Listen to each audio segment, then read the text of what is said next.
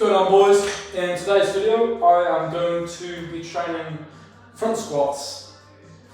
I'm going to be going for 100 kilograms on the front squat and hopefully more than that, because I've got a 160 kilogram back squat, and something I notice is during the actual movement itself of the squat, when I'm in the lower portion of the exercise, so when I'm like this is when I'm beginning to lose a little bit of strength. Almost like I have the ability once I'm here to stand up, but it's actually just this part here. And it's the same with my deadlift.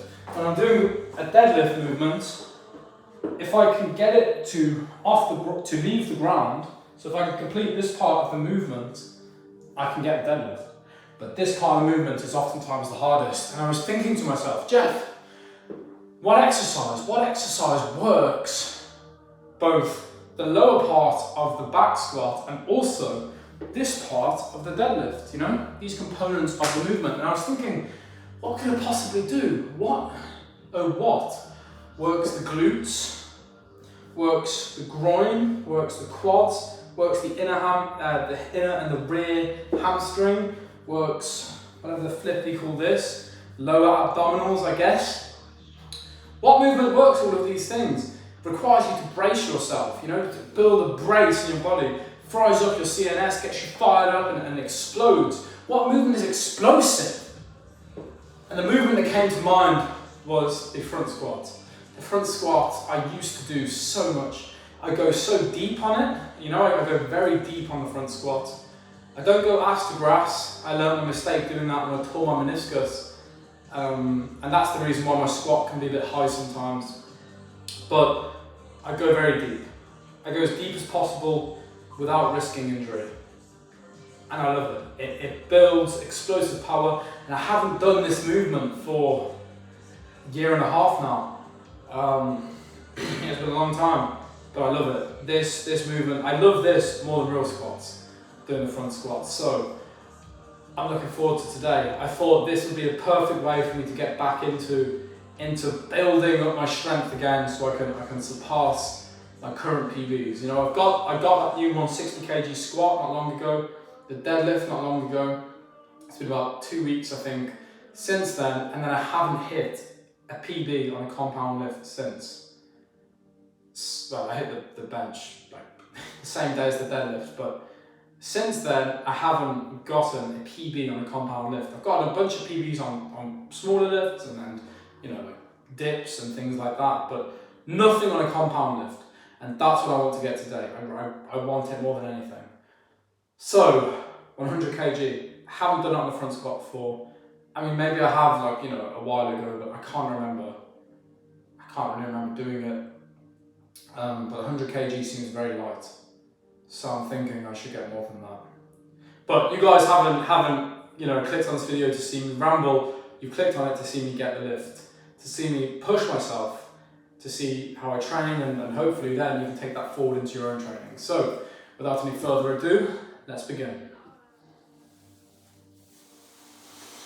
See how deep I am? Oh, you can't actually see. That's how deep I am. Let me just come and reposition the phone so you guys can really get a depth of how deep I go. You know, you can really get an understanding of the flexibility that a brother has. Because I don't think that you quite understand how flexible. I'm currently balancing you guys on a coffee mug right now. Give me a second. I'll go and get my iPhone stand that my dear friend Laurenti della salsa. Laurenti of the sauce. I could never pronounce his last name. It was something like Salizia or something, I don't know. So let me just whack you guys on that little stand. Yeah, you can see. Alright, now we'll be able to get an understanding of just how deep our brother goes.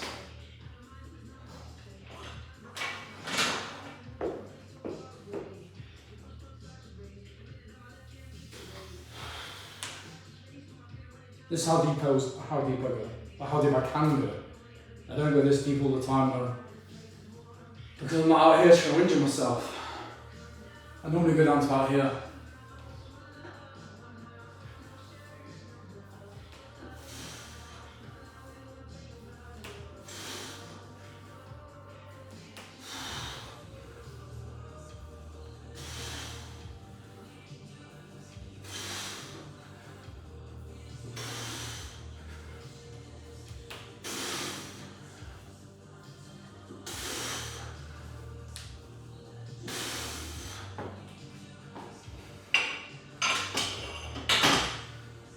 Felt good.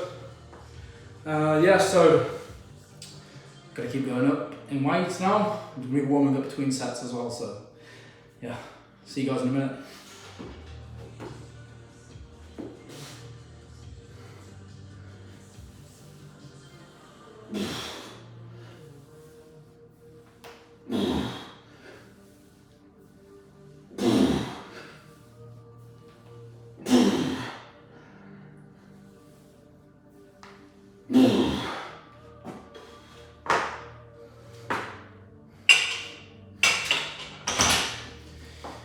Felt good as well. Felt good as well. Something weird, boys, that I've noticed is in a previous life, I used to wear a weightlifting belt. However, since I've been on this perma-bulk for how long now? 4 months. I cannot even stomach a weightlifting belt. If I was to put my weightlifting belt on, I feel like I need to throw it. In fact, there's a video of me doing a deadlift, and I threw up in my own mouth. I just swallowed it again, but I threw up in my own mouth doing the deadlift with the weightlifting belt on, and I didn't even get the deadlift. I got to about here, and then my abs tensed against the belt, you know, because the belt allows you to kind of brace against it, takes the pressure off the abdominals and the lower back. My abs tensed against the belt, and as a consequence compressed my stomach, and it made me regurgitate food back up into my own mouth, which I promptly swallowed and failed the lift. But honestly, I don't know how you guys can do it, how you can eat so much food all the time. Like, my heart rate, resting heart rate is like 90 now, which isn't terrible, but like, for context, regularly my resting heart rate is 30 to 40, you know, at elite athlete level. I exercise, normally run, so often that there's no option for my heart but to be elite level, and now I've got body fat, I'm running out of breath if I run for too long, like, yeah, it's a weird thought, boys, weird that eating so much food affects you like this. And I don't even weigh that much, I weigh 85 kilograms. You know, I'm eating so much food trying to put weight on, and it's like I'm gaining all the unhealthiness.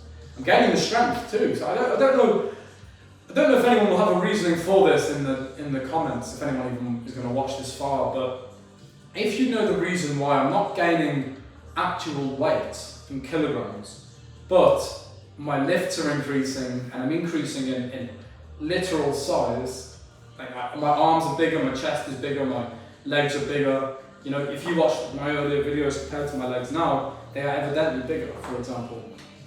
But my weight isn't increasing. If someone knows the reason for that, please explain it to me, because the calories I'm consuming are fucking loads. I mean, like 4,500 calories a day. I just feel bloated all the time. I am bloated all the time. I don't feel bloated, I am bloated 24/7. And it's, you know, it's worth it to some degree, because I'm becoming very voluminous and thick and succulent. You know, I was at work earlier today in a meeting, and the sales director for the region came up to me and was like, "Are these real?" You know, touching my chest, like, "Is this real?" I was like, "Yeah, man, of course it's fucking real." I didn't quite respond like that, I just laughed. But what I'm saying is, there is evident size being acquired onto my body, but my weight is not increasing in correspondence with that, which I guess is a good thing, but I am becoming more unhealthy, which is what I'm saying. I just don't understand the reasoning behind this, you know, why my heart rate is increasing, my resting heart rate, why my weight isn't increasing, but my body is increasing in size. So if anybody knows the reason for that, please let me know. I'm going to put this as a standalone clip as well, because I don't want this just to be lost in the training. I want this to be answered. I want to know the answer to this, and I feel like it's too much to Google or put into ChatGPT. I don't think there'll be any research into it either on PubMed. So if anybody out there has experienced this themselves, let me know why. Why is that happening? boys, I'm requesting some engagement. Because I don't know the reasoning for that. Because logic tells you increase your size, you will increase in weight, but I guess not.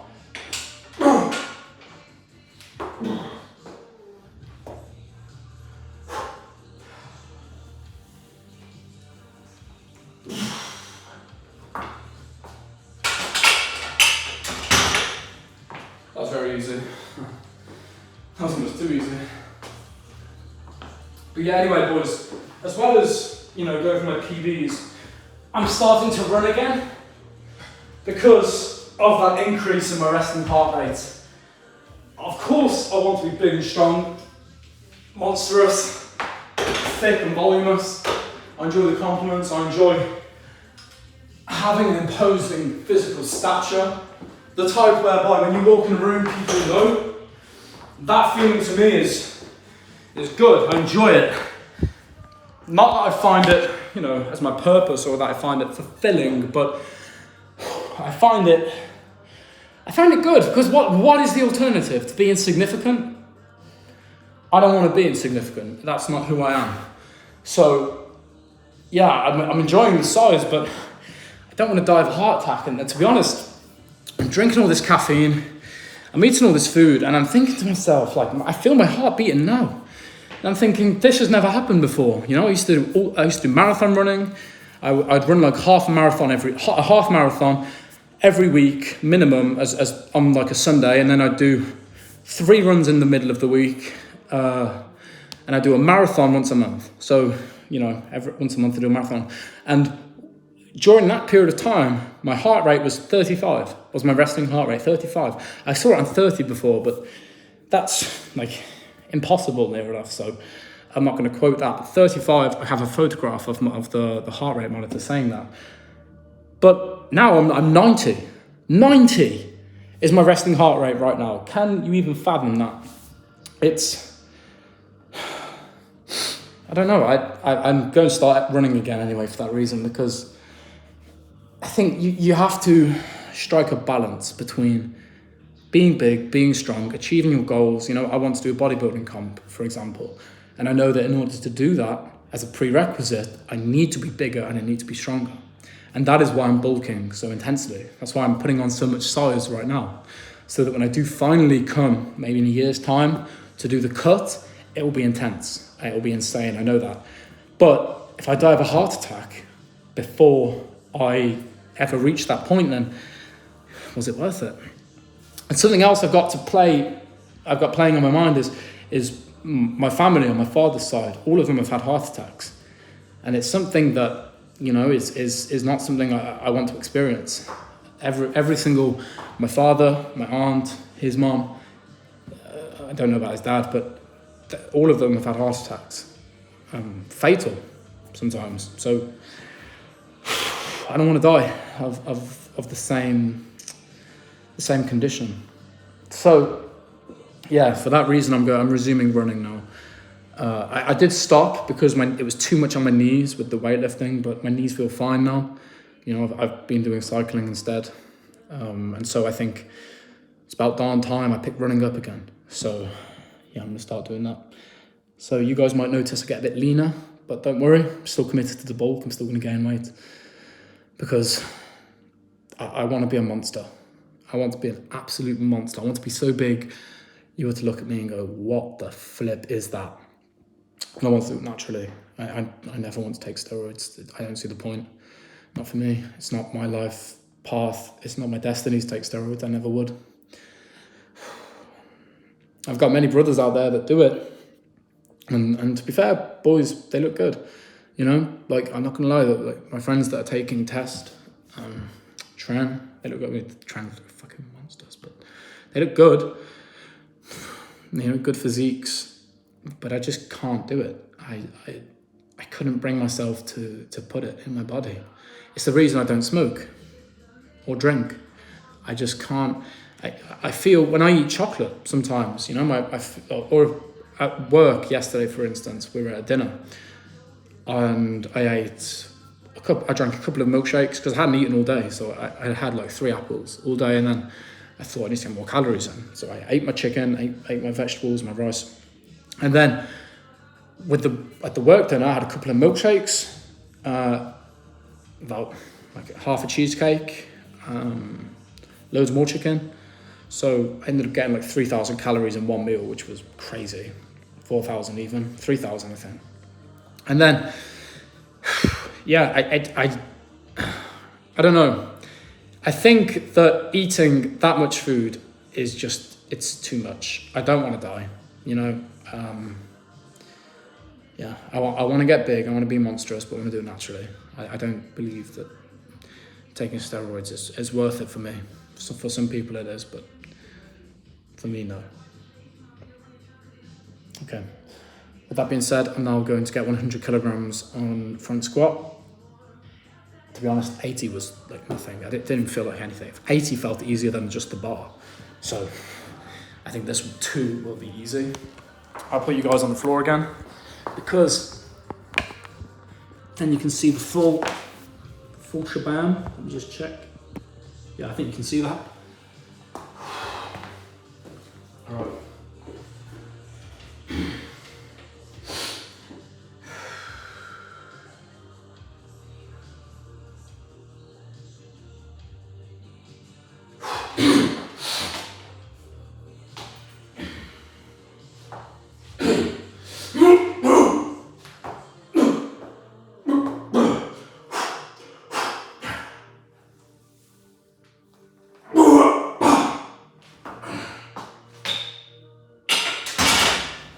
Yeah, almost too easy.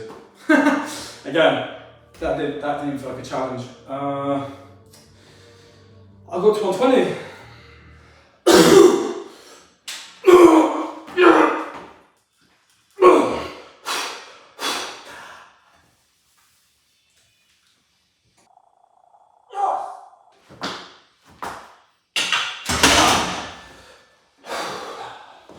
Right, boys, that's it for the leg session.